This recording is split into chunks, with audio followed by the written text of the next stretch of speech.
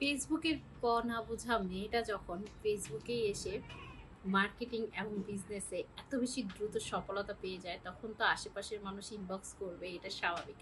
তা আমার অনেক কলিগ, অনেক পরিচিত আপুরা এবং অনেক অনেক অনেক আপুরা আমাকে নক করছিলেন, আপু তোমার ফেসবুকে তুমি কিভাবে এত সুন্দর করে এত দ্রুত রানিং করেছো বা কিভাবে এত দ্রুত সাকসেস লেভেলে চলে আসছো, সে পিছনের গল্পটা। এবং তুমি দেখা যাচ্ছে অন্যান্য কাজ করছো, বাট তোমার ফেসবুকে প্রত্যেকটা জিনিস খুব স্মুথলি চলতেছে, সেটা কিভাবে সম্ভব? হ্যাঁ, আলহামদুলিল্লাহ, সেটা কিভাবে সম্ভব সব গল্প আজকে শেয়ার করব। একটু ভিডিওটা বড় হলেও দেখতে হবে। আসসালামু আলাইকুম, আমি ফারজানা, ফেসবুক পেজ ওনার শামস আসবা। শুরুটা কখনোই কারো সুন্দর হয় না, আর সাকসেসটা আবার শর্ট টাইমেও আসে না। এই দুইটা জিনিস আপনাদেরকে ফার্স্ট মাথায় নিতে হবে। শুরুটা ছিল 2019, একদম লাস্ট সময় অক্টোবর বা নভেম্বরের দিকে। আমি কাজ করার জন্য মানে ফেসবুকে অনেক তার আগ থেকে আমি বিজনেস করি, অনেক চেষ্টা করছিলাম, বাট আমি ফেসবুকের প বুঝি না। আমি আগে থেকেই বলেছি ফেসবুকের প বুঝি না, পোস্ট কিভাবে করতে হয় কিচ্ছু না, একদম কিছুই না। হঠাৎ করে যখন ফেসবুকে চাচ্ছিলাম যে কেউ একজন মানে আমাকে হেল্প করুক, ঠিক ওই সময়টায় একটা আপু আমার লাইফে আসছে। মানে সে আমার লাইভ দেখে সে আমাকে নক করছিল, আপু আপনার মনে হয় নতুন, আপনার কি হেল্প লাগবে? আমি বললাম জি আপু, আমার হেল্প লাগবে। অ্যান্ড থ্যাংক ইউ রত্না আপু তোমাকে। তো আপু আমাকে নক দিল, তো বললো যে আপু আমার একটা বড় সিনিয়র ভাইয়া আছে, আপনি তার সাথে কথা বলেন। তো সিনিয়র ভাইয়া, যার একটা আইটি ফার্ম আছে অ্যাড্রেস আইটি, সিনিয়র ভাইয়া সেই 2019 সাল থেকে আমাকে সাপোর্ট করে আজকের ফারজানাকে তৈরি করে দিয়েছে। আপনি লাইফে অনেক বুস্টিং শুনেছেন, অনেক ফেসবুক পেজ ক্রিয়েট করতে শুনেছেন, অনেক কিছু শুনেছেন। আমি নিজেও অনেকের কাছে কাজ করছি ভাই, বিশ্বাস করেন, অনেকের কাছে কাজ করছি।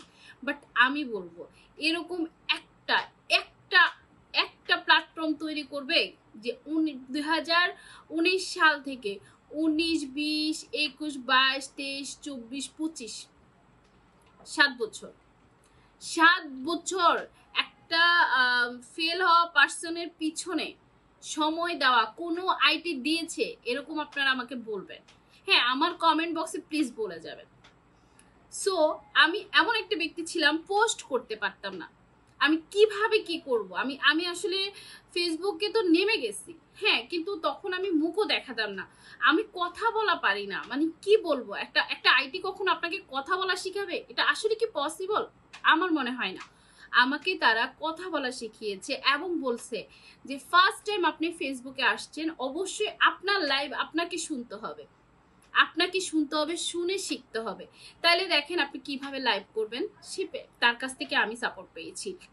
কিভাবে একটা পোস্ট আপনি লিখবেন, তার কাছ থেকে সাপোর্ট পেয়েছি। কিভাবে বুস্টিং দিলে আপনি সাকসেসলি বুস্টিং পাবেন, সে 2019 সাল, ওকে, 19 সাল থেকে।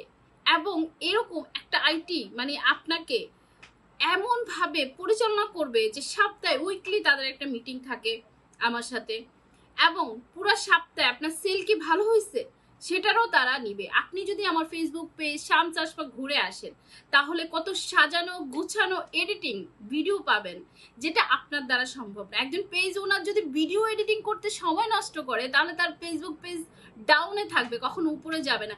আরে ভাই, আপনি 15,000 টাকা দিয়ে একটা দোকান ভাড়া করতে হয়, একটা দোকান ভাড়া 15,000 টাকা লাগে।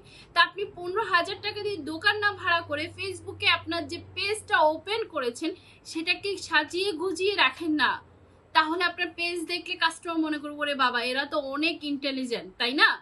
আপনি যদি অগোছানো রাখেন আপনার দোকান, সাপোজ খুব অগোছানো যে কোনো ভিডিও দেওয়া, তা আপনার কি ভালো লাগবে? আপনি আমার পেজে ঘুরে দেখেন, আমার পেজে কত সুন্দর করে ভিডিও দেওয়া আছে, সব ক্রেডিট অ্যাড্রেস আইডি।